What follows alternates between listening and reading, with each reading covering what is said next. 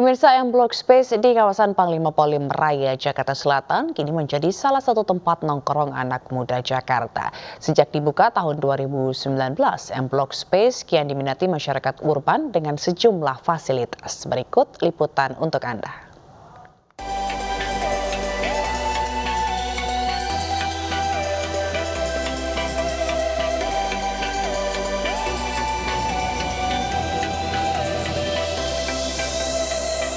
Halo pemirsa, kota Jakarta sebagai kota metropolitan ini memiliki banyak tempat-tempat nongkrong yang keren-keren banget dan kece-kece banget. Salah satunya adalah M Block Space di kawasan Jakarta Selatan.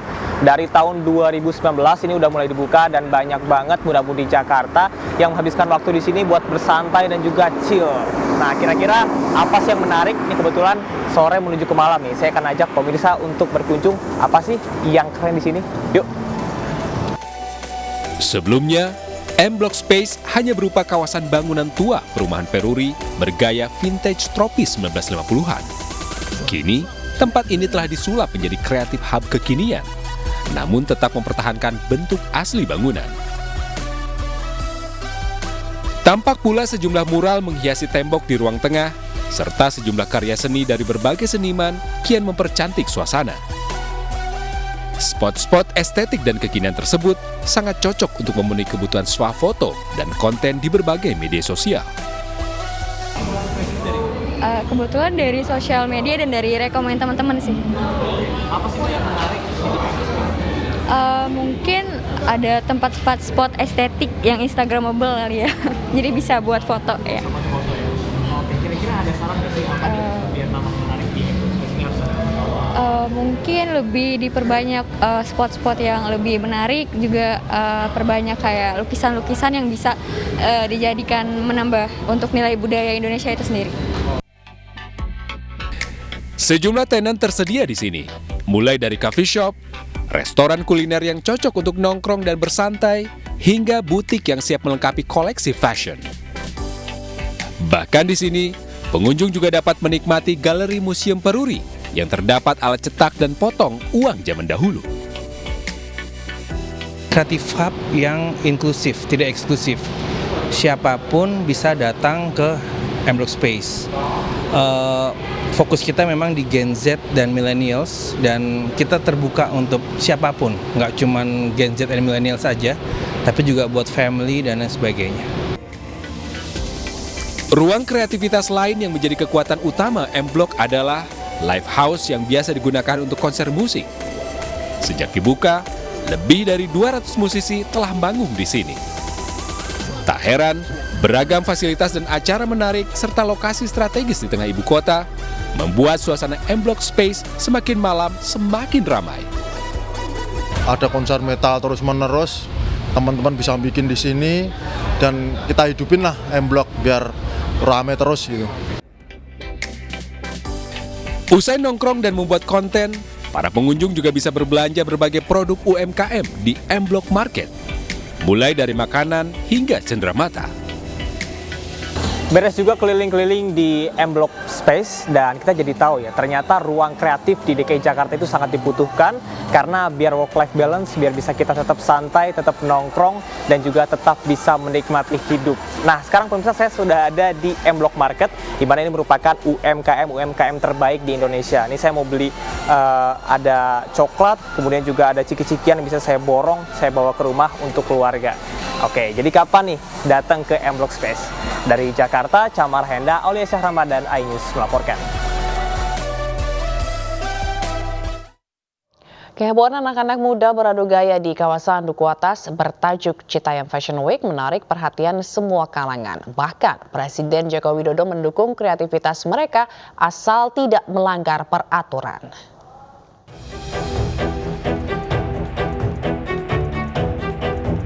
Pesona Citayam Fashion Week di kawasan Dukuh Atas, Jakarta Pusat belum memudar, bahkan semakin memancar. Perkumpulan anak-anak muda dari wilayah pendukung ibu kota seperti Citayam, Bojonggede, dan sekitarnya yang beradu gaya kini menarik perhatian berbagai kalangan. Asalkan positif, saya kira nggak ada masalah. Jangan diramaikan lah. Hal-hal yang positif itu diberikan dukungan dan didorong. asal tidak menabrak aturan. Kini sejumlah pemuda ibu kota mulai tertarik bergabung di kawasan Dukuh Atas dengan remaja-remaja kota satelit. Citayam Fashion Week itu bisa menjadi Harajukunya Indonesia ya, karena Harajuku itu di Jepang, Indonesia itu bisa Citayam Fashion Week, dan baju-bajunya pun ciri khas banget dan itu kelihatan sama Paula. Semakin besarnya animo masyarakat ke kawasan Dukuh Atas membuat Pemprov DKI Jakarta membatasi kegiatan hingga jam 10 malam. Jika melanggar akan dibubarkan. Untuk menghindarinya, tolong jaga ketertiban, patuh taat pada aturan, dan yang paling penting ya kami minta mulai hari ini ke depan segera selesai sebelum jam 22. Pengawasan dan pembatasan memang mutlak dibutuhkan untuk menghindari potensi gangguan dan pelanggaran dalam gelaran Citayam Fashion Show. Bisa jadi masalah sosial kalau tidak dikelola dengan baik. Dalam artian tidak ada pengawasan khusus di area tersebut, sehingga khawatir nanti akan muncul masalah-masalah penyakit sosial, masalah kriminalitas, apalagi kemudian ini melibatkan anak-anak yang remaja yang sedang tumbuh berkembang, dan ada juga yang di dalam arti kata di bawah umur lah. Sebelumnya Citayam Fashion Week juga punya sisi kelam. Banyak remaja yang ditemukan tiduran di jalur pedestrian setelah berkegiatan malam sebelumnya. Bahkan mereka harus dibangunkan Satpol PP.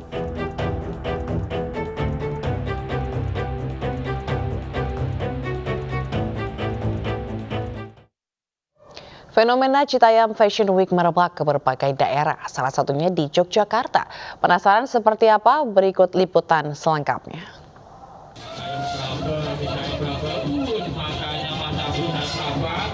Inilah Malioboro Fashion Street yang menjadi rangkaian event budaya dan para seniman, pelaku usaha hingga milenial.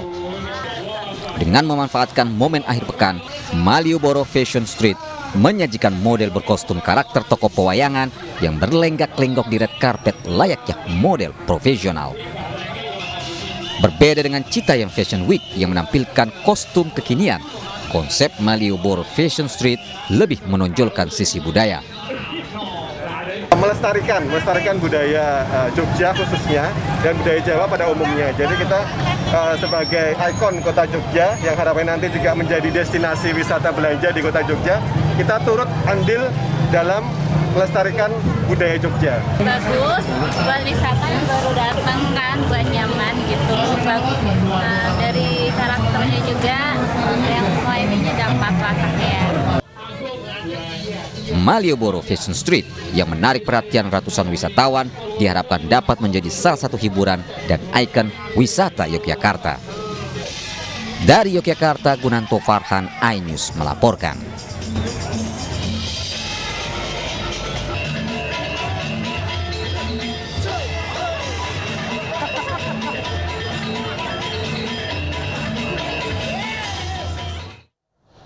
Peraturan pemerintah terkait hak cipta bisa menjadi jaminan di bank merupakan terobosan baru. Langkah ini dinilai banyak pihak sebagai wujud dukungan terhadap pelaku ekonomi kreatif.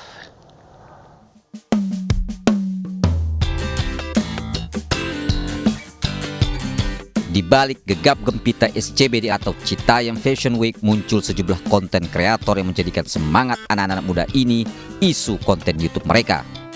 Tak aneh karena YouTube sudah menjadi bagian hidup anak muda karena selain bagian seni berekspresi tapi bisa menjadi mata pencaharian. Baru-baru ini pemerintah mengeluarkan peraturan yang memungkinkan hak cipta digadaikan ke bank. Ini bisa jadi peluang bagi konten kreator menjadikan akun mereka di media sosial punya nilai ekonomis di mata kalangan perbankan. Tentu dengan syarat akun YouTube mereka punya sertifikat hak cipta dari pemerintah setelah punya jutaan penonton. Banyak yang mengapresiasi langkah pemerintah lewat Kemenkumham, salah satunya Partai Perindo. Terobosan pemerintah ini wujud apresiasi terhadap pelaku ekonomi kreatif.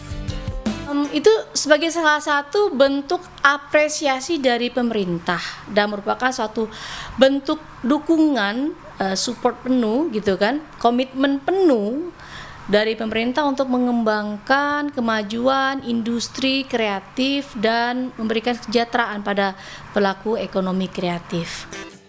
Kedepannya, langkah pemerintah ini bisa menjadikan industri ekonomi kreatif tulang punggung ekonomi nasional. Pemirsa, Persija Jakarta akan melawan Chonburi FC dalam pertandingan persahabatan di peluncuran Jakarta International Stadium sore ini. Sebelumnya, Gubernur DKI Jakarta Anies Baswedan menyambut kedua tim dengan makan malam di Balai Kota.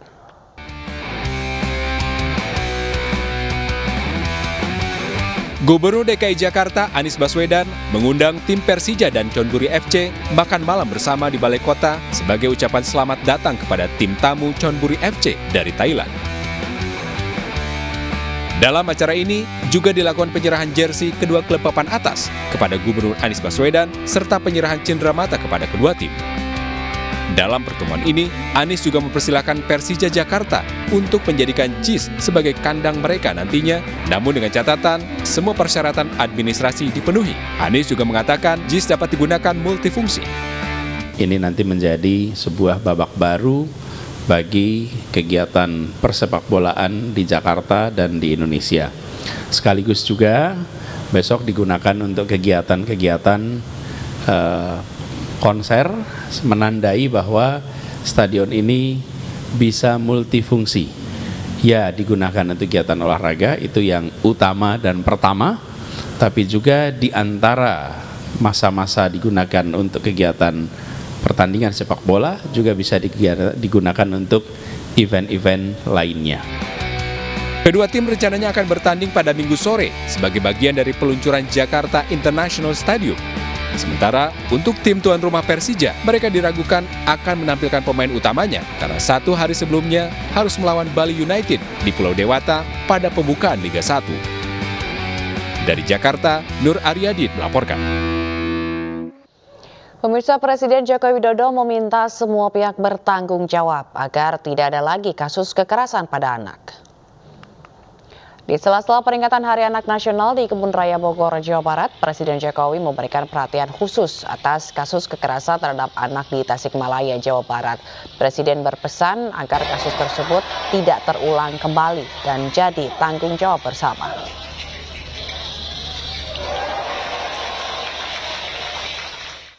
Ya, ini yang menjadi keprihatinan kita semuanya.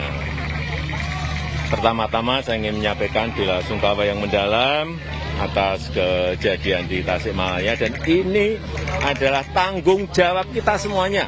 Tanggung jawab orang tua, tanggung jawab para pendidik, tanggung jawab sekolah, tanggung jawab masyarakat. Agar bullying, perundungan ke depan tidak terjadi lagi. Menjajal kereta Haramain Express menjadi opsi transportasi bagi jemaah haji saat berada di Tanah Suci. Kereta Haramain dapat melaju 450 km dengan waktu kurang dari 2 jam.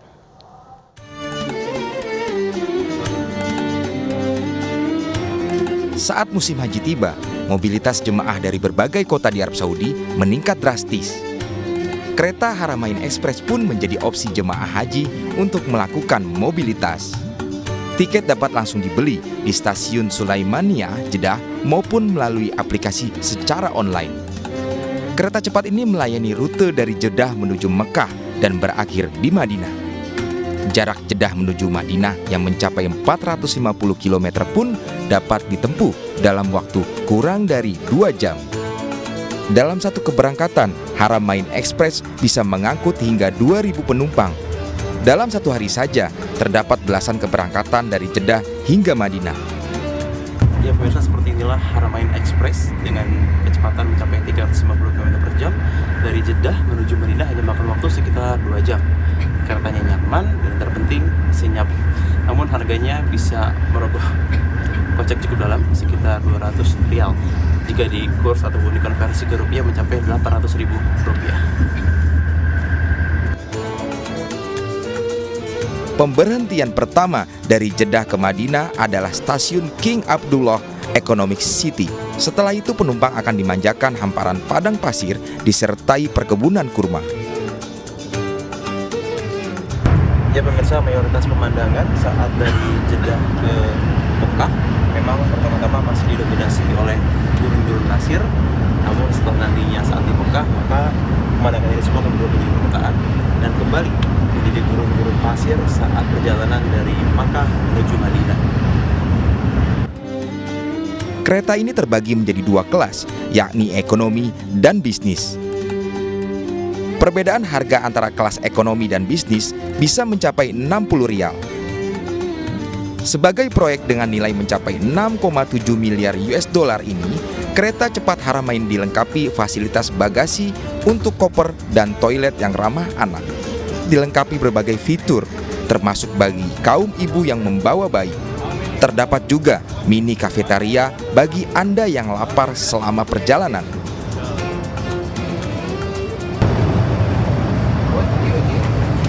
Ya pemirsa, untuk menemani perjalanan saya dari Jeddah ke Madinah, saya sudah pesan kopi. Satu cupnya ini 10 rial untuk 4 kantung dari Jeddah menuju Madinah. Di sini ada banyak makanan juga dan cemilan, jadi bagi penumpang yang perutnya lapar atau perlu cemilan saja bisa mampir ke mini kafetaria ini. Pelayanannya juga ramah. Tak terasa, kurang dari 2 jam, kereta saya mulai mengurangi kecepatannya. Ya, akhirnya Haramain Express tiba di Madinah. Transportasi yang sempat vakum akibat pandemi ini pun mulai sudah dinanti kembali oleh penumpang yang ingin menaikinya. Ya pemirsa, tepat waktu, tidak sampai 2 jam Haramain Railway Express ini telah mengantarkan saya dari Jeddah ke Madinah. Semua sampai dengan selamat dan yang terpenting cepat. Dari Madinah Al-Munawwaroh, Ahmad Sudraji melaporkan.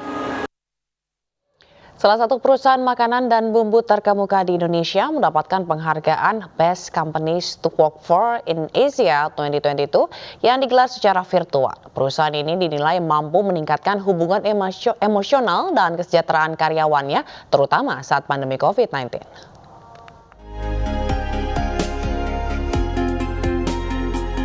PT Sasa Inti, satu dari 62 perusahaan lainnya yang terpilih untuk menerima penghargaan Best Companies to Work For in Asia 2022 dari HR Asia Awards yang merupakan program penghargaan bergengsi yang ke-7 kalinya digelar secara virtual.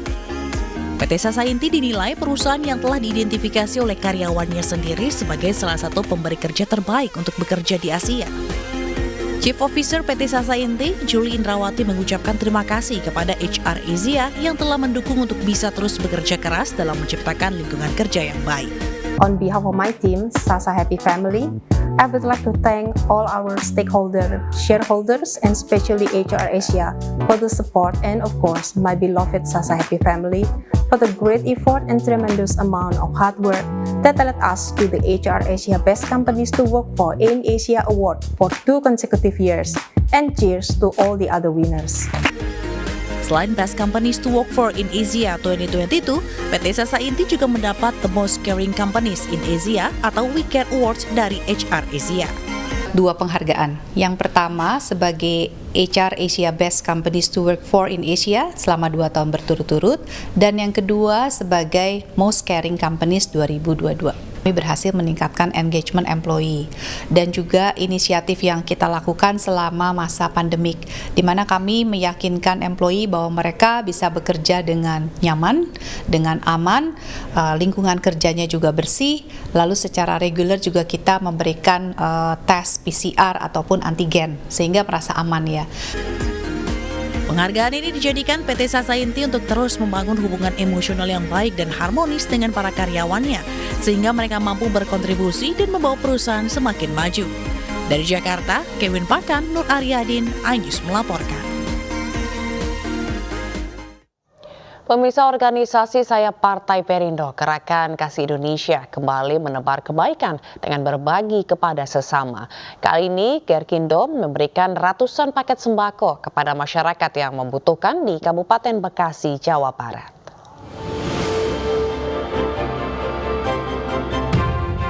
Bahu-membahu membantu sesama terus ditunjukkan Gerkindo. Organisasi sayap Partai Perindo ini konsisten dalam membantu masyarakat kurang mampu. Di Desa Cibatu, Kecamatan Cikarang Selatan, Kabupaten Bekasi, Jawa Barat, Gerkindo memberikan ratusan paket sembako kepada masyarakat yang terdampak pandemi. Inilah menjadi komitmen kami sebagai Partai Perindo memberikan bantuan kepada warga masyarakat yang tentunya sangat membutuhkan sekali, ya baik ibu-ibu janda, lansia maupun mereka yang terdampak COVID selama 2 tahun ini. Membantu sekali ya, apalagi kan sekarang bahan pokok pada naik ya, jadi sangat terbantulah dengan adanya sembako ini. Gergindo rutin membagikan sembako hampir di seluruh daerah di Indonesia. Hal ini sebagai wujud nyata kepedulian Partai Perindo kepada masyarakat untuk Indonesia sejahtera. Dari Kabupaten Bekasi, Jawa Barat, Didit Junaidi, iNews melaporkan. Marinir TNI AL berhasil merebut sebuah kota kecil di Hawaii, Amerika Serikat. Serangan ini berlangsung saat latihan perang bersama yang dihadiri 26 negara.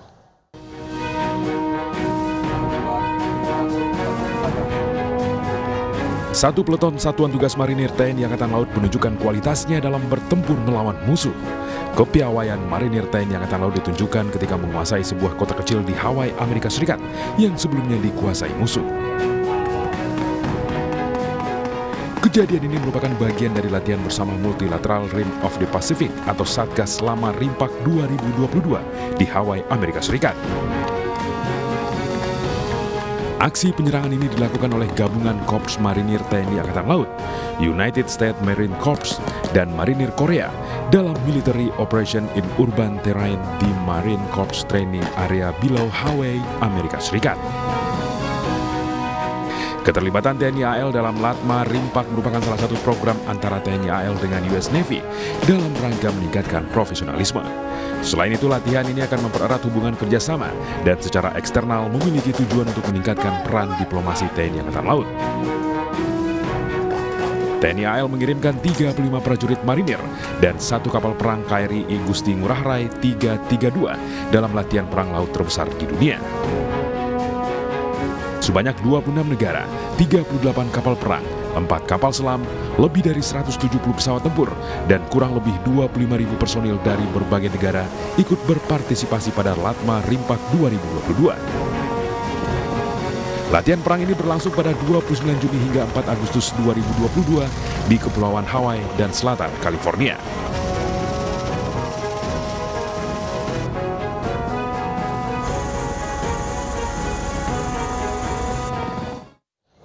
Pusat Hidrooceanografi TNI Angkatan Laut, Pushidrosal, menyelenggarakan diskusi ilmiah tentang progres ekspedisi Jala Citra II di atas geledak KRI Teluk Lada 521 dari jajaran Satuan Kapal Amfibi Kuarmada 3 di Dermaga Halong Lantama 9 Ambon. Diskusi ilmiah yang dibuka oleh Komandan Pushidrosal Laksamana Madya TNI Nur Hidayat ini merupakan rangkaian kegiatan ekspedisi Jala Citra II tahun 2022 Banda yang diisi oleh bermateri dari peneliti tiap etape dan ditanggapi oleh pakar kelautan dan akademis untuk melengkapi pandangan ilmiah para peneliti yang terlibat dalam kegiatan ekspedisi. Peneliti juga mengungkapkan kondisi laut Banda yang memiliki 6 gunung di bawah laut, 2 diantaranya telah dinamai oleh peneliti. Kita berterima kasih kepada pemerintah Indonesia yang telah memberikan kepada Pushidrosal peralatan-peralatan yang canggih dan modern sehingga kita bisa melaksanakan ekspedisi dengan baik, dengan hasil yang baik. Ribuan ulama dan kiai perwakilan dari 27 kabupaten kota yang ada di Jawa Barat mengadakan doa bersama untuk mendukung Ganjar Pranowo menjadi Presiden 2024. Deklarasi dukungan ini dilakukan di Pondok Pesantren Al-Riyad, Kabupaten Cianjur, Jawa Barat. Dalam deklarasi ini turut hadir pimpinan Majelis Taklim, pimpinan Pondok Pesantren, pimpinan DKM Masjid dari perwakilan 27 kabupaten dan kota yang ada di Jawa Barat. Mereka mendukung Ganjar Pranowo karena dinilai Ganjar adalah orang yang moderat, tegas, dekat dengan lingkungan santri, kiai, dan ulama.